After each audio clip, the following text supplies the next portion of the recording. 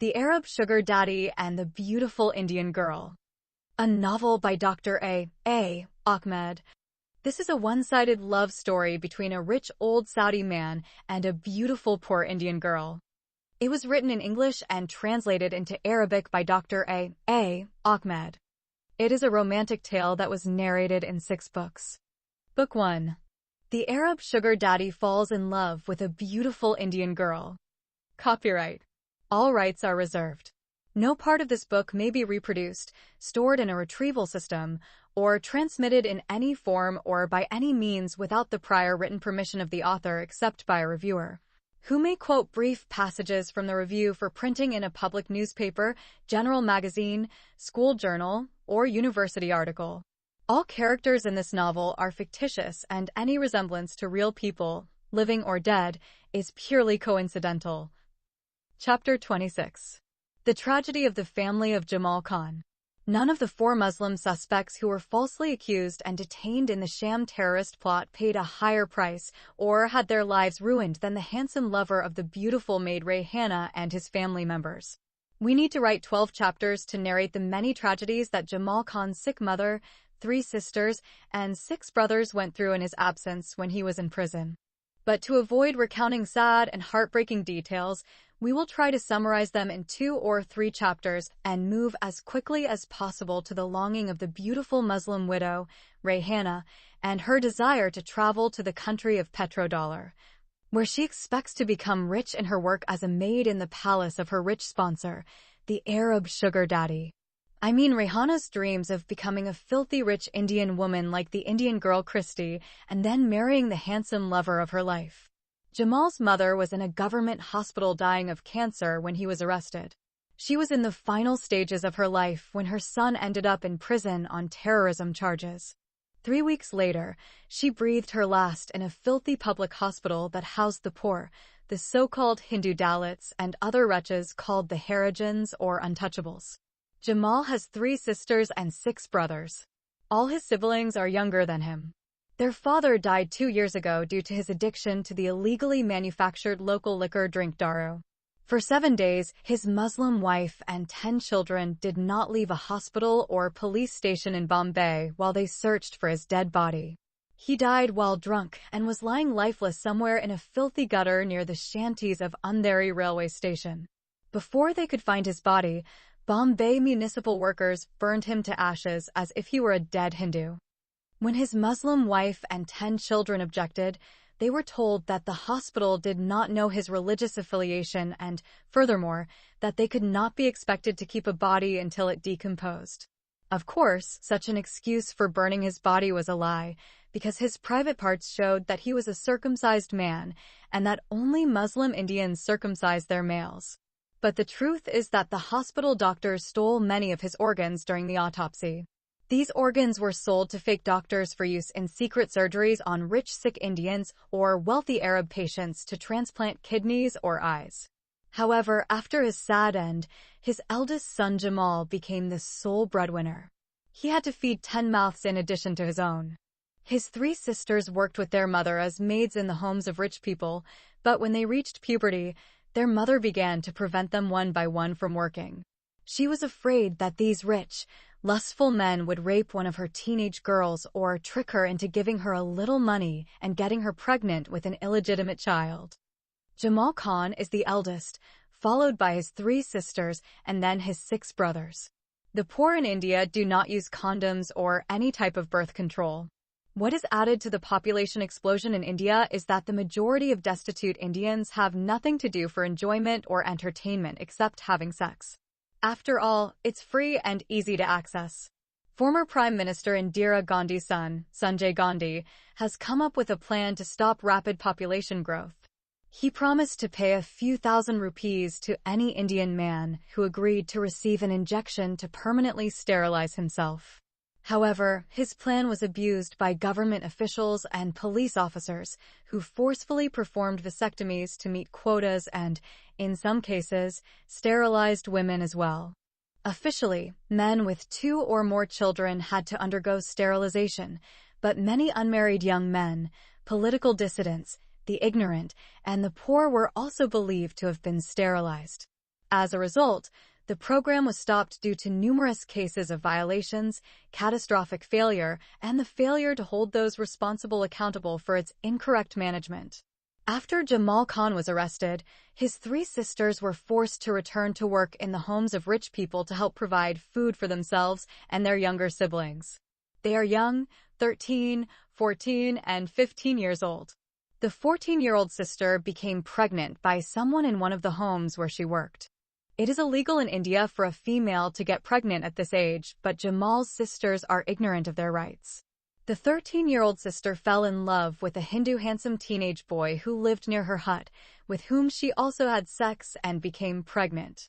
When the 15-year-old sister discovered that her two sisters became pregnant without the sanctity of Islamic marriage, she beat them and reprimanded them so severely that the sisters fled. What made them run away was that their older sister threatened them that she would go to their brother Jamal in prison and tell him about their shameful adultery and their haram and illegitimate pregnancy. In India, like any other third-world country, honor killing is a common practice, especially among Muslim families. The two younger sisters expected that their brother would either break out of prison and kill them for the sake of cleansing the family's honor, or send someone from the Gundas gang to kill them. The pregnant sisters, known as Tahira and Fatima, also found that they had sullied their names and reputations among their poor Indian neighbors and had effectively destroyed the honor of their Muslim family. No one will respect them anymore, and no Mohammedan family will allow their son to marry a Muslim girl who became pregnant outside the framework of permissible Islamic marriage. They also realized that they were now considered whores and that men and other sexually frustrated thugs would stalk them, force them to have sex with them, or gang rape them whenever they ventured out of their hut and into public places for work. After they escaped, the sisters went to the brothels of the Grand Road neighborhood and joined thousands of other prostitutes on Ferris Road. The pimping lady allowed the sisters to stay in her brothel until they gave birth to their so-called haram children. Then, after giving birth, the evil oppressor strangled the newborns to death and turned their mothers into eternal prostitutes. Meanwhile, the 15-year-old sister named Nafisa Khan did not know what to do after her sisters Tahira and Fatima escaped from the hut. She went to her brother Jamal in prison and told him what happened to their sisters and the reason for their escape. Jamal cried bitterly when he learned that his two sisters had become pregnant with haram babies and had fled their hut. He blamed his sister for hitting them, scaring them, and causing them to run away from the hut. He blamed her for allowing them to go and work as maids in the homes of rich people. To avoid any further disaster for the family, Jamal asked his 15-year-old sister to stop going to work as maidservant in the homes of wealthy people. Nafisa told Jamal that they would starve to death if she stopped working. They had no money after he went to prison. Jamal was the sole breadwinner for his big family. This is why, as we know, he had to wait 2 years before he could marry his beloved Rayhana Khan and be with her as husband and wife. He sacrificed his love and was not an obstacle for her to travel to Saudi Arabia so that she could also support her large family too. He told her that after she returned when her 2-year work visa expired, he would marry her and perhaps join her in the rich country. Jamal was aware of the problems that his poor family would face from the day he was arrested and thrown behind bars, but he could not do anything to change the course of the unfortunate events that befell them. He put his trust in God to perform a miracle and provide for his family while he was in prison and hopes to be released as soon as possible. However, during his unjust imprisonment, there was no savior for his family, only disaster and destruction. His dying mother died a few weeks after his arrest. His two sisters ran away because they were two minors who had become victims of a corrupt world and an evil society. They became like many other fallen teenage girls who ended up becoming prostitutes. However, Jamal felt he had to do something even though he was kept under lock and key behind concrete walls and steel bars. He asked his 15-year-old sister to call his workplace and ask for a loan. His sister called the travel agency and spoke to Mrs. Khan, who is now in charge of the business after her husband Muhammad Khan was also arrested and detained on false terrorism charges. Mrs. Khan refused to extend any credit to the poor Muslim family of her ex-husband's employee. She told Jamal's sister that the project had stalled and that the agency had a huge loan to pay. Then the unjustly detained employee, Jamal Kha, asked his sister to speak to the employees of Muhammad Khan Travel and Tourism Agency and ask them for a donation or soft loan until he could be released from prison. What a pity none of the employees were willing to donate or lend any money to Jamal's bankrupt family. Finally, when there were no other options available and everywhere they went to save the family members from starvation, the doors were closed in their faces. Brother Jamal allowed his sister to sell their shawl hut and move to another slum area, buying another cheaper small hut. It is worth noting again that in the third world there is no relief program for the needy and the unemployed, such as social welfare in Western countries. Furthermore, there is no such thing as abuse of minor children in the workplace at an early age. Even a 5-year-old child is allowed to work and earn a little money to feed his hungry family. Being an underage girl, Jamal's 15-year-old sister Nafisa sold their shawl hut, but was seriously deceived and betrayed by the woman who bought the hut. As we learned from the visit of his beloved Rayhana, the buyer of their cottage was an obese Hindu woman who was ugly in character and morals. She is that fat woman who met the beautiful Rayhana Khan at the door of the hut and told her that no Muslims lived with them, but her husband told the visitor that they had bought the hut from the Muslim Khan family. The Hindu wife paid 10 times less than she promised to pay. She deceived Jamal's minor sister and made her sign papers written in English. The 15-year-old Muslim girl seller did not understand anything of what she signed. When she found out that the Hindu woman had cheated on her, she was afraid to go to the police and file a complaint due to fear of being gang raped by corrupt Hindu policemen. She knew that at a young age, the police would take advantage of her and possibly gang rape her inside the police station. So, she accepted the small amount offered by the Hindu buyer and moved with her 6 younger siblings to a very small hut in a slum area. In those overcrowded slums, all the sexually frustrated males and thugs started harassing Jamal's teenage sister because of her attractive beauty and sexy body.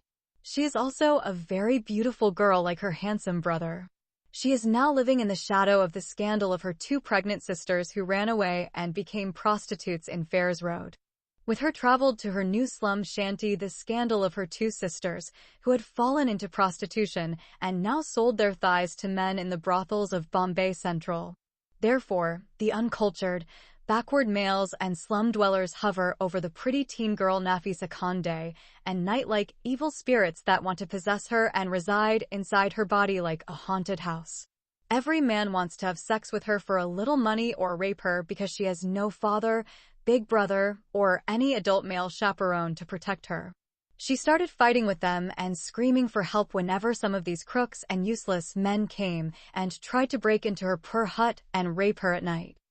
Her 6 brothers are very young, so none of them can protect her if she is raped in front of them.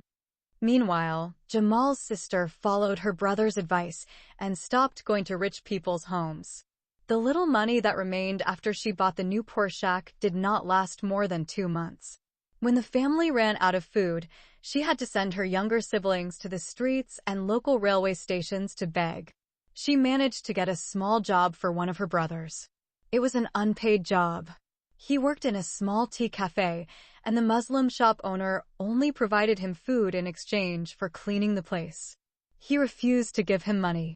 One of the 5 young brothers who was begging in the streets was hit by a speeding car and died instantly. It was a hit-and-run accident, and no one was able to get the license plate number of the offending vehicle. The brother who was working in the cafe one day disappeared. No one knew whether he was kidnapped by Bombay underworld mafia thugs called Gondas or whether he joined them willingly. Jamal's sister was afraid to go out to look for her brother to find out what happened to him. She was also afraid to go to the police because of the possibility of being gang raped by them. She went to her brother in prison and told him what happened to their 2 younger brothers. One of them was killed by a car and the other escaped and most likely joined a Muslim gang. The imprisoned brother cried bitterly and began hitting his head on the wall of the visiting room until blood flowed from his head and covered his face. His sister started crying and begged him to stop hurting himself. When Jamal continued to hit his head on the concrete wall, 2 guards came and forcefully pulled him away. Another guard shouted at the sister and chased her away. He told her not to visit her brother again and threatened to throw her behind bars if she returned. Since that day, the sister stopped visiting her brother in prison. Meanwhile, the angry suspect Jamal Khan, who had become strongly suicidal, was placed in a straitjacket due to the high possibility of killing himself.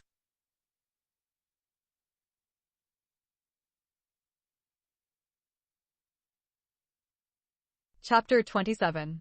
Putting the final nail in the coffin of the handsome lover. When Jamal Khan came out of prison after 6 months, he found his family in a miserable and completely devastated state. Some of his brothers begged in the streets, and 2 of his sisters escaped from the Shawl Hut and became regular prostitutes in the notorious brothels of Ferris Road near central Bombay. 2 of his brothers ran away and joined the Gundas gang, and his dying mother died of cancer. One of his brothers was killed in a car accident. Only his teenage sister, Nafisa, and 3 of his brothers remained in the Newpur hut. Whatever happened to his family in his absence, he knew he could not change it. He just wanted to take care of his only sister left with him and his 3 remaining brothers. He returned to his workplace, but his evil boss Mr. Muhammad Khan refused to see him and ordered the janitor to kick him by calling the police on him if he did not leave immediately. Jamal tried to talk to Muhammad Khan again by going to his home in the Juhu area and begging him while on his knees in front of his Muslim wife, sons, and daughters to give him his job back. The disgruntled boss reminded Jamal of his secret affair with the Muslim widow Rayhana Khan. He said to him, "You have committed a serious crime related to a conflict of interest at work. You took advantage of the trust one placed in you and had a haram sexual relationship with the maid of one of my valued Arab clients.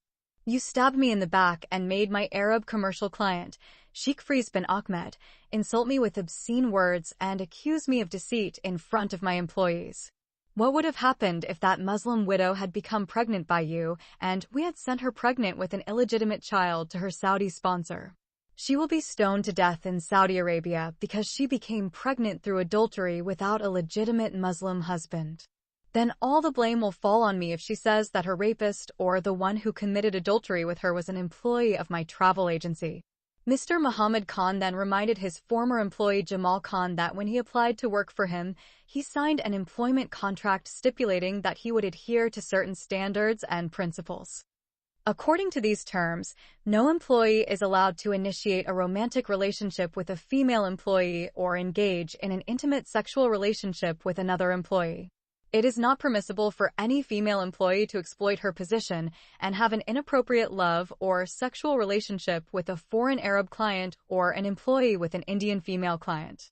Muhammad also told Jamal that, by having a secret love affair with the maid of his most important Arab client, the company had incurred huge losses. He even informed him that 2 of his employees witnessed him while he was hugging, kissing, and sexually fondling the beautiful Indian maid Rayhana Khan at the beachfront in Marine Drive. Muhammad Khan Travel and Tourism Agency has already received a lot of bad publicity after his trial and arrest on terrorism charges, and he has suffered from a lack of trust from many airline agencies to deal with his office anymore. He claimed that because of Jamal's adulterous relationship with the Indian maid, Rayhana, his Arab client, the wealthy Saudi man Sheikh Firoz bin Ahmed, dissolved his partnership with the Muhammad Khan Tourism and Travel Company. After his former boss, Muhammad Khan, lectured him for a long time, he kicked Jamal Khan out of his house as well, and told him that if he came back he would hand him over to the police. However, Jamal Khan did not give up, and kept phoning Muhammad Khan's wife and begged her to convince her husband to take him back. Jamal told the Muslim wife what happened to his poor family, which worships God Allah and his holy messenger, Prophet Muhammad, while he was in prison. Although she is a hard-hearted woman and no less evil than her devilish husband, Mrs. Khan is tired of Jamal's constant pleading and agrees to ask her husband to give him another chance. But she strictly told him not to repeat what he had done before, that is, having a romantic or sexual relationship with a girl at work or a female customer, and that he should never kiss, hug, or have sex with any employee or prospective maidservant of the wealthy Arab client again behind her husband's back. The young Muslim man, Jamal Khan, swore by God, the Kaaba of his sacred house in Mecca, and his noble messenger Muhammad, while placing his right hand on the Holy Quran, that he would abide by the terms and conditions of the job. When Mrs. Khan promised Jamal that she would talk to her husband about getting his job back, Mr. Muhammad Khan happened to be on a 5-day business trip to New Delhi. So, she asked Jamal to come back to the office after a week. Her husband would be back by then, and she said she would convince him to rehire him. Her unfaithful husband in Bangalore City was enjoying fucking the pussy of another man's wife, the adulterous Hindu woman Sangeeta Dasia. The adulterous husband lied to his Muslim wife and told her that he was going to New Delhi City to meet an important Arab client. Jamal believed Mrs. Khan's promise and waited impatiently for those 7 days to pass. After his release from prison, he spent 5 weeks working various jobs. During those 5 weeks, he worked hard at manual labor or whatever he could find to provide food for his teenage sister and 3 younger brothers. He even worked as a porter or courier coolie at railway stations carrying heavy bags of passengers' luggage. The money he earned from portering was very little compared to what he earned working at the travel agency. That's why he wants to get his lucrative job back by all means. He wants to send his sister and brothers back to school. He also wants to buy another chal hut in a good neighborhood and provide a better place to live with his family. He knows that the slum huts are not safe for his beautiful teenage sister Nafisa Khan, especially when she starts going back to school. The slum area is full of unemployed people, constant drunks, thugs, and dangerous gondas. While he was away at work during the day, he was always afraid that his little sister would be gang-raped by useless and illegal male scum. When Mrs. Khan promised that she would talk to her husband about getting his job back, he had a glimmer of hope that perhaps they could overcome their despair and abject poverty. Every waking moment and in his sleep, Jamal counts the minutes and seconds for his boss's return from a business trip so he can return to his decent, lucrative job. Mr. Muhammad Khan has a bad habit of using his employees to spy on each other and report back actions to him. He even uses his agency's janitor or guard to spy on his other employees. Meanwhile, Jamal's problems were escalating without his knowledge, and this time it came through the woman who loves him completely. While he is waiting for Muhammad Khan to return to Bombay and return him to his previous job, as we know, his beautiful girlfriend Rayhana Khan came to spy on the travel agency looking for him, and after everyone left, she approached the doorman and spoke to him. The doorman knew that Jamal Khan had been fired, so he didn't know why he came to the travel agency. He heard from the female employees that Jamal was fired from work because he had a sexual relationship with an Indian female customer. So, when Rayhana Khan came to the office that evening and asked about Jamal Khan, he recognized her. It is also strange to him that this beautiful young Indian woman, because of whom Jamal was fired for having a forbidden love affair with her, also showed up looking for him. As part of his spy duties, the doorman felt it necessary to report the visit of the beautiful young Indian woman to his boss when he returned from his business trip. There was another bump in the road ahead, adding to Jamal's problems. While the evil boss at Bangalore was enjoying his time with another man's wife thanks to a steady supply of Viagra, another serious problem emerged that was also attributed to Jamal Khan. After being brutally beaten on his genitals during interrogation by the horrific Hindu police detective, Shankaracharya, Mr. Muhammad Khan has trouble maintaining an erection without the help of Viagra. It is true that Muhammad Khan's recruitment business suffered a major loss after Sheikh Ahmed stopped his business dealings with his agency. Before the false terrorist plot, the Saudi sheikh was sending hundreds of work visas to the recruitment agency. The greedy Muhammad Khan was selling visas to Indians at 10 times the actual amount of those visas. This highly profitable business venture with Sheikh Ahmed was at the core of the success of Muhammad Khan Tours and Travel Agency. When their partnership was broken up due to the beautiful maid Rayhana not being sent to Jeddah City, the travel business suffered huge losses. Muhammad Khan struggled to make ends meet. He tried hard to get new Arab clients, but no one would commit to working with him. When nothing worked for him, he came up with a plan to force Sheikh Faiz bin Ahmed to deal only with him. He decided to block his ability to do business in Bombay with anyone other than himself until he came and begged him to accept his visas again. He doesn't want any other agency to benefit from his work. To this end, he is prepared to use intimidation and threats against any travel agency with which his former Saudi client Sheikh Ahmed may be tempted to transact. He even decided to take help of the Bombay police and the Muslim Gandas thugs. To successfully carry out his plot, Satan's best friend, Sir Muhammad Khan, kept spies everywhere. He even called some staff at the passport office and Bombay Sahara International Airport. He knew that the wealthy Saudi Sheikh Firoz bin Ahmed is perversely infatuated with the beautiful and sexy Indian maidservant woman who lives in the Dharavi slum called Rayhana Khan.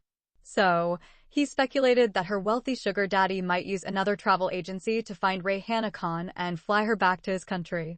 For this reason, he gave his spies at the passport office and Bombay International Airport the names of the mother, Rayhana Khan, and her daughter, Ifat Khan. He wants to know which Indian agency in Bombay can be used by the lustful old Arab man to prepare travel papers for the slum woman and her daughter. For this reason, the villain Muhammad Khan plans to use some dangerous Muslim thugs to prevent the agency from dealing with his former wealthy Arab client. The first reported case of espionage came from the passport office. While Muhammad Khan was away in Bangalore, one of his spies at the passport office called his agency and left a message. The informant stated that the beautiful Indian Rayhana Khan came accompanied by an employee of the Muhammad Khan agency and applied for the reissuance of her passport and her daughter's passport. Unfortunately, the informant did not mention the name of the employee who was accompanying Rayhana Khan. Immediately after Muhammad Khan returned from his trip, his wife spoke to him and asked him to bring back Jamal Khan as his employee. Somehow, she convinced him to return him on religious and humanitarian grounds. She told him the many tragedies that befell his Muslim family and everything that happened to Jamal's Muslim brothers and sisters while their brother was in prison. Muhammad Khan finally agreed to give Jamal Khan another chance. He told his wife that if Jamal tried to do anything else behind his back, he would not only fire him, but send him to prison forever. When Mr. Muhammad Khan arrived at his office the next day, his janitor told him about the beautiful young Indian woman who came and asked about the fired employee, Jamal Khan. At first, Muhammad Khan did not take the spy information seriously because the doorman of his agency did not tell him the name of the young Indian woman who had come to inquire about Jamal. As soon as he entered his office, checked his phone's answering machine, and heard the report of the operation of the other spy in the passport office, he immediately connected the dots. He called his agency's doorman and asked him to quickly come to his office. When he arrived, he asked him to describe the young Indian woman who came and asked him about Jamal Khan. The spy described the beautiful woman and added that he had seen her before when she came with her young daughter to the travel agency to obtain her travel papers. He also told his boss that he remembered that Jamal Khan was going with that woman to help her do some work. Moreover, he said that he saw her several times in the Bombay Criminal Court during the trial on false terrorism charges. When the doorman described the slum maid, Rayhana Khan, Mr. Muhammad Khan almost exploded with anger boiling and flowing inside him. He concluded that Jamal Khan is still in contact with Rayhana Khan and is engaged in the same adulterous love affair with her. He believes that Jamal is helping her and her daughter in reissuing their passports. He knows that Jamal knew all the information related to Sheikh Ahmed while working with him at the travel agency. He concluded that the adulterous maidservant, Rayhana, met her adulterous lover, Jamal, and obtained Sheikh Ahmed's phone number from him. She then spoke to the old Arab man, her sugar daddy, through her translator, Jamal, and somehow managed to convince him to reissue new visas and tickets for her and her daughter. When the lustful Saudi sheikh agreed to resend the visas and tickets, she asked her lover, Jamal Khan, to prepare their travel papers. Mr. Muhammad Khan quickly jumped to the conclusion that Jamal Khan was the employee who went with Rayhana Khan to the passport office and applied to have the passports reissued for her and her daughter. As a result, when the evil boss came to his conclusion, he picked up his phone, called the police, and reported a serious crime that had occurred at his travel agency. He told the police that he had already reported the crime long ago, but nothing had been done to the culprit. Due to some legal issues he was involved in, he stopped following up to ensure that justice was served. After being released from prison innocently, he decided to follow up on the crime committed by one of his employees against one of his female employees. The next day, when the poor and pathetic Jamal Khan came to see how to get his lucrative job back, he found the police waiting for him at the travel agency. He was arrested, bound with ropes, and detained on very serious charges of rape and robbery. When the suspect Jamal arrived at the interrogation room and was informed of the charges against him, he vehemently denied them. No matter how much he was beaten and tortured by the police, he refused to acknowledge the false allegations. He knows that the future of his sister and brothers is in his hands, and for these very strong reasons he preferred to be beaten to death rather than confess to the false charges and put their lives in danger. Jamal's insistence on not confessing to the charges against him led the police to further investigate the complaint filed by his former boss against him. The first person the police tried to get and question was the employee who was allegedly raped and robbed by Jamal Khan. Unfortunately, when the police found the slum where the beautiful girl, Bulbula Sheikh, was living while working at the travel agency, they did not find her. The police discovered through her poor Muslim family that she had died 2 months ago. At first, the family refused to reveal the cause of her death. When the police questioned some neighbors, they told them that the cause of her death was suicide.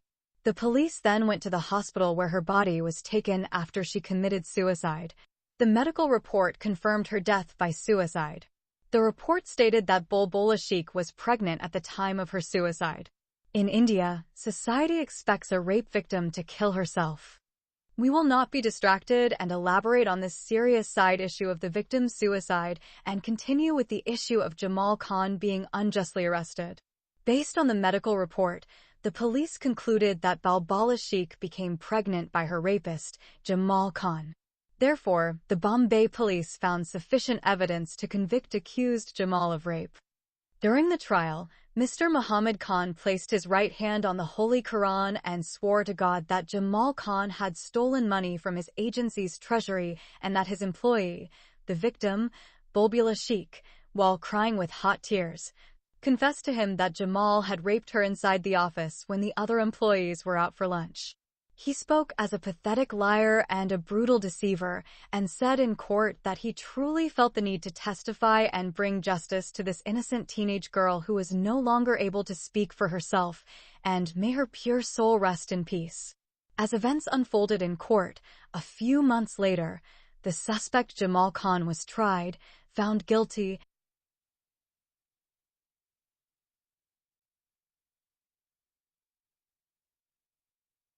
As events unfolded in court, a few months later, the suspect Jamal Khan was tried, found guilty, and sentenced to 14 years in prison with hard labor.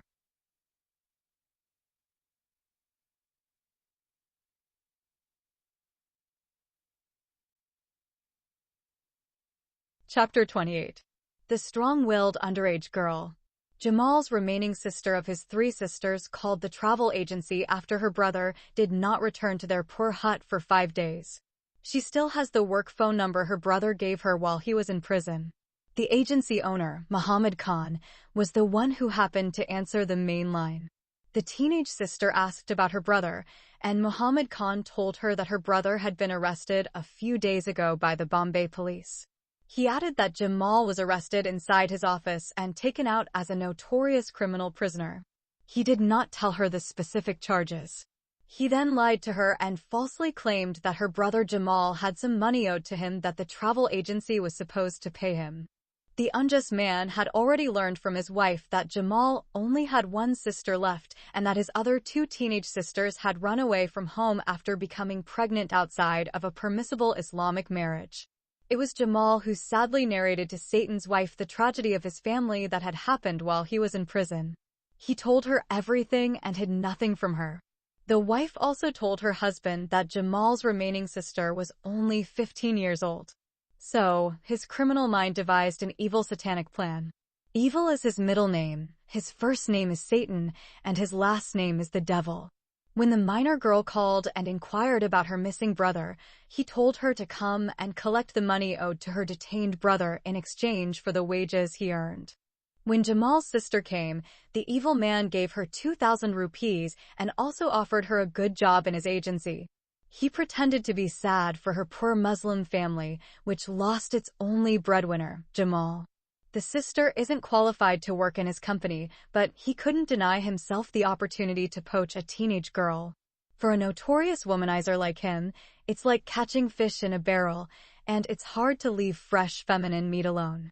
His tainted conscience will make her give in to his lustful desire with the help of a steady supply of Viagra. As mentioned before, due to the severe beatings he received in prison, he has difficulty maintaining an erection, and thus his pocket is never without his favorite medications. He knows that the sister is a minor, and therefore he should not hire her. Jamal's sister is 15 years and 6 months old. He convinced her to lie to other employees about her age. In India, girls are allowed to work at the age of 16, but there is no specific minimum age for boys. Jamal's sister is called Nafisa Khan. She is also a very beautiful girl like her handsome brother Jamal. She was very happy to have a job in a place where no one would sexually harass her, as she had mistakenly thought. The presence of other female employees at the agency reassured her that she was in a safe work environment. Moreover, every female employee, including her boss, is either a Muslim or is a Muslima. As advised by her boss, Nafisa did not tell anyone in the office that she was Jamal Khan's sister and lied about her age and told other female employees that she had just turned 16. Nafisa is afraid to go to prison and meet her detained brother for fear that the police will discover that she is working in a travel agency under the legal age. Moreover, she is afraid that the evil Bombay policeman will gang rape her if she says that her brother has been arrested for some serious crimes.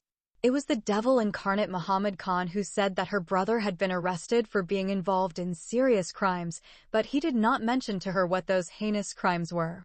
After she started working at the agency, her boss called her into his office one day and showed her a local newspaper that referred to the ugly charges against her brother. Nafisa Khan cried hard when she learned that her brother had been arrested and charged with several serious crimes, including rape and robbery. She was particularly angry when she read about his forced rape that caused an innocent young Muslim teenage girl to become pregnant with an illegitimate child. Nafisa began to despise her brother Jamal when she learned that the girl who was pregnant in rape and haram sex, Bulbula Sheikh, killed herself when she discovered that she had become pregnant by her rapist, Jamal Khan. Therefore, Nafisa vowed that she would never visit her evil brother in prison again. The deceitful satanic boss lied to her and falsely claimed that he decided to hire her because she had 3 younger Muslim brothers and had no one to take care of them after their older brother Jamal went behind bars and would most likely be in prison for a very long time. The unrighteous man of Allah followed the same evil methods he used on his other female employees. He allowed Nafisa to work for him for a few weeks without harassing her or approaching her in any inappropriate way. During this period, the teenage girl loved her job because she was now earning good money. When he saw that she loved her job and the money she earned by proxy, he decided that now was the right time to carry out the evil of his mind. One day, the underage girl Nafisa Khan fell ill and did not come to work. When she came the next day, she brought with her a written medical excuse from a doctor for her absence due to illness. However, the ruthless tyrant began shouting at her and accused her of lying. He understood that this was his good opportunity to intimidate and sexually blackmail her. Then he called her and ordered her to come to his office, closed the door behind her, and began asking her very embarrassing questions that no respectable man would talk to an underage girl in such an inappropriate manner. The evil boss said, "Now tell me, Nafisa, were you really sick or did you decide to take a vacation and go meet your friend and have a good time with him on the beach?" Nafisa replied, "I have no friends, sir. How is it possible that you don't have a friend of your age? I have younger brothers to take care of and I am not interested in having a love relationship with a boy of my age." "It's amazing," the evil boss said, feigning astonishment at her response. "Every teenage girl in Bombay your age will have a boyfriend. I fell in love with my Muslim wife when she was 15 and married her when she was 18. However, during those 3 years, until we were married, we enjoyed each other very much in very loving and intimate ways at the seaside and in hotel rooms. Nafisa does not like to hear the details of the love story her boss tells her. She thought he wasn't supposed to tell her secret things like that. By the way, can I ask you a personal question? Before Nafisa could give him permission, the obnoxious snake continued to press his agenda and asked her a very embarrassing question. Did the cause of your illness have anything to do with your menstrual cycle? Nafisa remained silent and refused to answer this inappropriate question. When her evil boss repeated his question, she answered him with one word. No. By the way, when was the last time you had your period? This time, the angry underage teenage girl, Nafisa, refused to answer his question even though he repeated it 3 times. To show his concern for her safety, he got up from his chair and came to her, and she felt his snake-like hand slide over her left shoulder. Then he started massaging her back. She immediately removed his hand from her shoulder and said to him angrily, "Please, sir, don't touch me again." Nafisa understood what her boss intended to do. He doesn't care why she was sick the day before. She stood up without his permission and walked towards the office door and opened it. Then she left his office. She returned to her desk in the female employee's office and sat in her chair.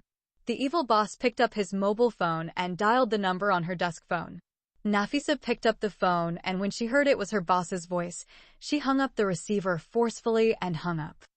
A few minutes later, the doorman came and told her that the boss was asking her to come into his office. Nafisa found it difficult to tell the doorman in the presence of other female employees that she would not be coming. So, she stood up and went back to his office. The sexually predatory crocodile gave her 2 options. Either she would allow him to have sex with her inside his office using a condom after all the employees had gone, or she would lose her job and leave his office and never return. The strong-willed girl, Nafisa Khan, turned her back to him without thinking and left his office. She returned to her table, grabbed her handbag, and immediately went out the front door into the street and disappeared among the large crowds of passers-by. Every girl working at the agency understood the reason for the departure of the Muslim girl, Nafisa, but none of them objected or tried to stand by her and confront her evil boss. Nafisa Khan is an exceptionally intelligent and strong-willed girl. She saved most of her money which she obtained during her few weeks of work at the Muhammad Khan Travel and Tourism Agency. She did not behave like other female employees who wasted their money buying beautiful clothes and going out in the evenings to the beach and cinemas to have fun with their friends. When her brother went to prison the first time, her family suffered greatly, which prompted her to allow one of her 2 sisters to work as a maid outside their shul in the homes of the rich. One of the rich, evil men took advantage of her younger sister, raped her, and impregnated her. Nafisa was also forced to send her brothers to the streets to beg for a few rupees to feed the family. But one of them was killed by a car in the street, and 2 escaped and joined the gangs. When her brother Jamal went to prison for the 2nd time on charges of rape and robbery, she was lucky to get a job with his former employer, Muhammad Khan. You decide to work hard and save money for a rainy day or unexpected expense. After losing her job when she walked away from a very difficult situation where she had to choose between her honor and our job, the brave girl spent 1 month looking for another job. She could not get the same job by working in a travel agency, but she found a job as a saleswoman in a large mall on Causeway Street and continued to tell lies about her age. In her new job, she is paid less than she was paid at the Muhammad Khan Travel and Tourism Agency. However, the money she earns is enough to feed her and her 3 siblings. Nafisa continued to work while her 3 brothers went to school. She bought another large cabin in a good neighborhood and moved in with her 3 brothers. Looking ahead to the life of a strong-willed, courageous, and exceptionally good-mannered teenage girl, Nafisa Khan remained single and unmarried until her 3 brothers finished school and began working. She did not bother to fall in love with any Indian boy, whether handsome or wealthy. She sacrificed her emotional and entertainment life for the sake of her brother's future. She shared the same spirit of sacrifice with her brother Jamal Khan. Everything that the honorable girl Nafisa did for her family was selfless except for one fatal mistake on her part. She believed her evil boss Muhammad Khan's lie about love and trust for her brother, whom he falsely and slanderously accused of rape and theft, but Jamal Khan always took care of his family the best he could. When she read in the local newspaper that teenage Muslim girl Bulbula Sheikh had been raped, impregnated by her rapist, Jamal Khan, and then killed herself, Nafisa Nan thought the worst of her brother and swore to God, placing her right hand on the book of the Holy Quran, never to speak to him again or see his face. Naturally, the story of her evil boss about the ugly crimes of rape and robbery allegedly committed by her brother seemed convincing, because the local newspaper confirmed these false allegations when it presented his picture and the picture of his innocent victim in confusion and wrote an article in which it described the merits of the crime, the trial, and the pronouncement of the sentence of 14 years with young labor. Her three brothers remaining with her are known by the names Saifuddin, Salman, and Irfan Khan. When they finished their studies, grew up, and started working, they bought a big house with 4 bedrooms in a good area and treated their brave, honorable, and chaste sister Nafisa Khan as their godmother, or holy mother, who raised them as her.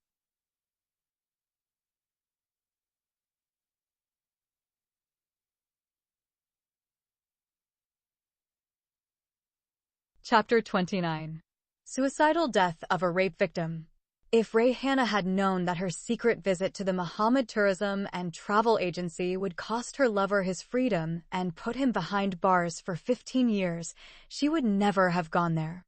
If she had known that applying for both passports would have sent her handsome lover to prison as a vicious criminal, she would never have applied for them.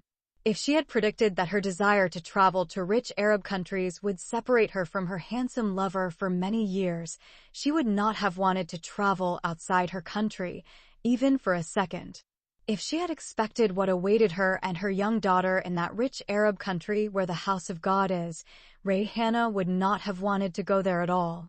But before we move forward to further trace the events of her desire to travel to the rich Arab country to work in the palace of the wealthy old man, Shaugar Daddy, we must try to answer the outstanding question that everyone wants to know the answer to. Why did the beautiful girl commit suicide in confusion because of a crime she did not commit? We have heard that society in India expects a rape victim to kill herself, but not every girl who becomes pregnant through rape follows this evil custom, which is similar to the Hindu practice of sati, which requires a widow to burn her body along with her husband's body as if she was the one who killed him.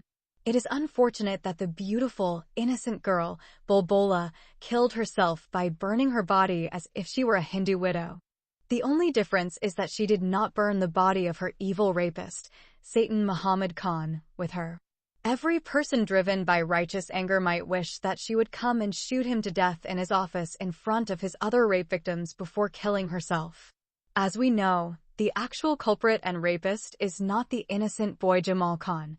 He is the person who nailed Jamal for the false crime of rape, testified against him in court, and the judge sentenced him to life imprisonment. The evil genius had never raped his victim without using a condom, except with the late beautiful girl, Bulbula Sheikh. He knew that without a condom his victim might become pregnant, and the court would prove through DNA tests that he was the biological father of the illegitimate child. But on that fateful day, he happened to lose his mind because he drank a lot of alcohol inside his office because of the dirty insults he received from the old Arab man. So he forgot to use a condom when he forced his beautiful employee Sheikh is confused about having to choose between having sex with him as a volunteer or losing her job. As we know, the desperate girl chose to destroy her honor and allowed him to rape her and steal her virginity in order to prevent her poor family from starving to death. But she never expected that this small moral mistake would cost her poor family dearly and her life as well. When her rapist is arrested and thrown behind bars for an alleged terrorist plot, his evil wife fires her from work. It was her sister, the ugly employee Jamila, who told her that she had caught her unfaithful husband red-handed with the beautiful girl while the two were lying naked on the office floor and having forbidden sex like two animals. But we know that this report is half false and half true. However, after she was fired from her job, beautiful Balbala's life turned into a living hell. She never expected to be fired from her lucrative job after the high price she paid to keep it. After that, she was unable to find any work to support her poor family. Her main problem is that she cannot speak English and does not know how to read and write Hindi. These are the two main languages required to get an office job in Maharashtra. The Muslim girl, Bulbula Sheikh, had finished the 9th grade by studying in Urdu. Urdu is an Indo-Aryan language spoken mainly in South Asia. It is the official national language of Pakistan. It is spoken jointly by Muslims of Pakistan, Bangladesh, and India. It is a mixture of Arabic, Persian, and Indian languages, and its speakers use the Arabic alphabet to write it. Balbala knew that she was not qualified to work at Mohammed Tourism and Travel Company, but her manager hired her because of her amazing beauty and sexy body. While working there, she did nothing because all the office work was done by other girls who could read and write in English and Hindi. For this reason, she knew very well that if she refused her boss's sexual entertainment, she would be fired and go back to working as a maid in the homes of rich people. Without her mother to work for her and protect her, her rich, lustful employers will force her to choose between having sex with them or losing her job. So instead of being a woman to many men, she chose to be the secret concubine of her boss Muhammad Khan. Unfortunately, when she was cast out by the wife of the incarnate devil while throwing him into the bottomless pit, the beautiful Bulbula returned to working as a maid in the homes of the wealthy. But before that, she had already realized that she had been impregnated by her boss. She even informed Mr. Muhammad Khan that she was pregnant by him. The evil man told her not to worry about her pregnancy and promised to take her to a Muslim doctor and bribe him to help her abort the illegitimate fetus. Meanwhile, he continued to rape her without using a condom because he knew she was already pregnant. He delayed her abortion because he wanted to enjoy her sexy body for as long as possible without using a condom. He also did not expect to be caught in the alleged suicide terrorist plot. As she expected would happen to her, the beautiful Bulbula was turned into an unpaid sex slave by her Hindu male employers. But what bothered her most was her illegal pregnancy. She was afraid to go to the hospital and ask for an abortion. She was a 15-year-old girl, and it is illegal in India for a minor like her to get pregnant. She wasn't even supposed to be employed by the devil's firstborn agency due to her young age. He broke the age limit and hired her for sexual entertainment as he later did with Jamal Khan's sister, the strong-willed girl with good morals, Nafisa Khan. As we know, the very brave and moral girl, Nafisa, gave him her middle finger and walked away from his agency when he tried to sexually blackmail her. She refused to compromise her virtue and let him steal her virginity and accepted the option of losing her lucrative job. The beautiful girl Bulbula Sheikh searched in confusion for many ways to get rid of her illegitimate pregnancy, but she failed. She even drank some toxic detergent and almost died. She expected that the toxic substance would help her abort the unwanted child. Her family screamed and called their neighbors when they found her lying half dead in their hut. Her neighbors took her to the hospital and her life was saved.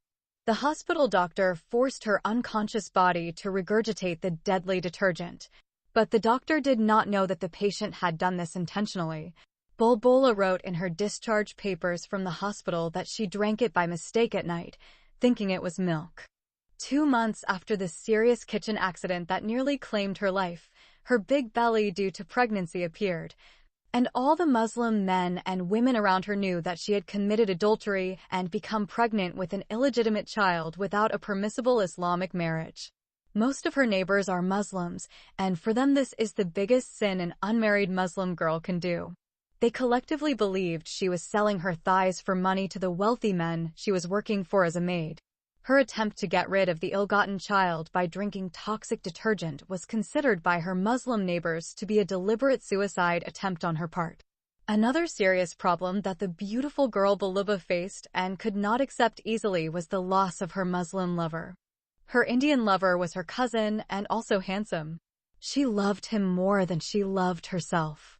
She even got engaged to him when she was 12 years old.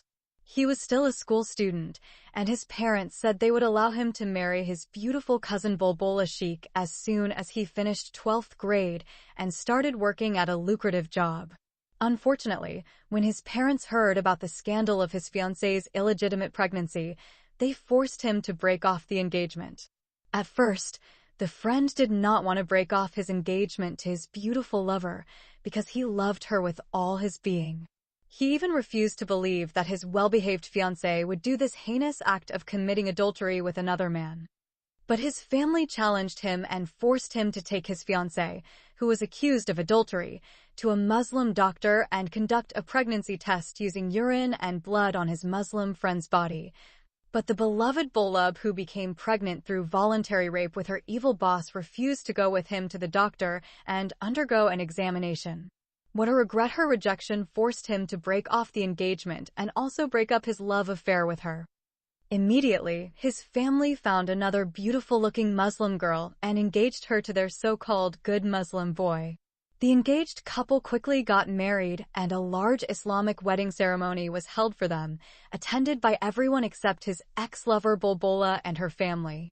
This was too much and difficult to bear for his ex-fiancé. Not only did she lose the love of her life and become pregnant with an illegitimate child, but she was also turned into a whore at the hands of her wealthy, lustful employers. Some wealthy women expelled her from her job as a maid in their homes when they discovered that she was pregnant with an illegitimate child outside the sanctity of Islamic halal marriage. Some of them beat her and kicked her out when they caught her having sex with their unfaithful husbands. When she was 6 months pregnant and no longer able to hide her large belly, the rape victim Bulbula found herself standing at a crossroads. She had to either run away from home and become a prostitute in one of the thousands of brothels in Bombay, as Jamal's 2 minor sisters did, or flee to another city, or kill herself. She knew and understood that she would not be able to live where she resided when an illegitimate child was born in the Muslim-dominated town of Mumbai. Every Muslim policeman will force her to have sex with him when he learns that she is whore and gave birth to a child unlawfully without the bond of halal Islamic marriage. Even her male neighbors, other Muslims and thugs, would rape her inside her hut or sometimes in broad daylight. She knew that her old mother would not be able to protect her when these thugs came to rape her at night. Bulbula was an orphan girl who had already lost her father. If her Muslim father were still alive, he would not hesitate for a single second to slaughter her, just as he slaughters a goat when he learns that she is pregnant with an illegitimate child without the prohibition of permissible Islamic marriage. Her sick old mother might also burn her daughter's body, which has become defiled by scandal and disgrace, but because she is so old and sick, she knows that there will be no one left to feed the family if she kills her daughter. It was her daughter who found a high-paying job and spent a lot of money treating her and paying for her medications while she was dying in a government hospital for the poor. The employee, Bulbula, was earning 10 times what she now earns as a maid for the rich. In her previous job at Muhammad Khan Tourism and Travel Company, she received a monthly salary of 3,000 rupees, but today she does not earn more than 300 rupees from her work as a maid from sunrise to sunset. To keep her high-paying job, she allowed an evil drunk like the devil Muhammad Khan to climb on top of her immaculate body, brutally rape her on his office floor, steal her virginity, and make her pregnant with an illegitimate child. After he went to prison, she became a victim of his brutal rape, experiencing the harshest social and religious persecution that a young woman of her age could be exposed to. By then, she had already started being harassed by Muslim males as she walked in the streets. "You're a tawaif girl," which in Urdu means a dirty prostitute. Other Muslim neighbors prevented their daughters from speaking to her or communicating with her. Some of her Muslim neighbors and Muslim relatives confronted her about her shameful adultery and illegal pregnancy, kicking her out of their huts and telling her never to approach their sacred dwellings again. Many times, some bad Muslim children, instigated by their parents, threw stones, tomatoes, rotten potatoes, and spoiled eggs at her as she walked through the narrow lanes of those crowded huts. One Sunday evening, while she was returning from her slave-like work in the homes of the rich, she was attacked by older Muslim boys. These boys decided to rape her between the dark alleys and dirty gutters of their shacks. They grabbed her from behind and started tearing off her black veil or burqa like rabid dogs tearing the flesh of a helpless cat. Then they beat her mercilessly, forced her to her knees, and jumped on top of her body. When the pregnant girl got over the shock and panic, she started screaming at the top of her lungs. Some elderly people and many Muslim women heard her screaming for help, so they came out of their huts and shouted at these rapist boys, chased them away, and saved her from the imminent gang rape. On that day, although she was rescued, some of her rescuers warned her that if she approached their huts again and was attacked and attempted to rape again, none of them would come to her aid, even if 1,000 men raped her. Therefore, the pregnant girl realized with confusion that she would not be able to leave her hut with her large belly on her own without being gang raped in broad daylight. Because of this, she understood that she had to choose between suicide or running away from home and living a life of permanent prostitution. But she also realized that she would not be able to run away and leave her old sick mother and younger siblings to starve, die, and rot like prey inside their hut. Therefore, she found herself forced to choose one of the two horns of the fierce dilemma. She has no other third alternative. In the end, when all the doors were closed in her face and she became worse than a religiously and socially rejected Muslim woman or an outcast Hindu girl, the rape victim, Bulbula Sheikh, poured kerosene on her holy body and set her innocent soul on fire. It was in the middle of the night when the pregnant Muslim teenage girl committed suicide. The fire not only burned her pure body, but also burned her small hut. Fortunately, her mother and siblings managed to escape alive, but lost their shelter and became temporarily homeless. The innocent girl survived the suicide for a few hours in the hospital before she took her last breath and handed over her sacred soul to her creator in a dirty health facility in the Muslim-majority town of Mumbai. The fire left her with 90% burns while she was in pain and wishing to die in the hospital immediately. Later, a male relative working in Abu Dhabi sent a few thousand rupees to the homeless mother of the suicidal girl and helped her rebuild her burnt hut. But before that, some of the brothers and sisters of the victim of rape, the late Baluba, became homeless and beggars on the streets, and some of them joined the gang of Islamic thugs, the Gandas. These thugs turned two of her younger sisters into minor prostitutes. The sick mother died a few months after her eldest daughter, Bulbula, killed herself and burned her fetus in her womb along with her. But as we know, the blame for her horrific suicide death fell on the head of the handsome, innocent boy, Jamal Khan. The rape victim horribly killed herself while her rapist, the evil man Muhammad Khan, walked out of prison and returned to his tourism and travel agency as if he had done nothing wrong.